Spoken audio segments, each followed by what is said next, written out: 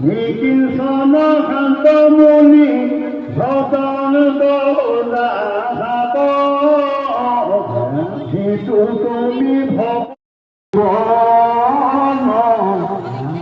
সর্বপ্রকাশ কাখনি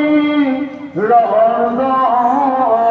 কেনে কে বুঝারে কে গোল পুয়ে বোঝাত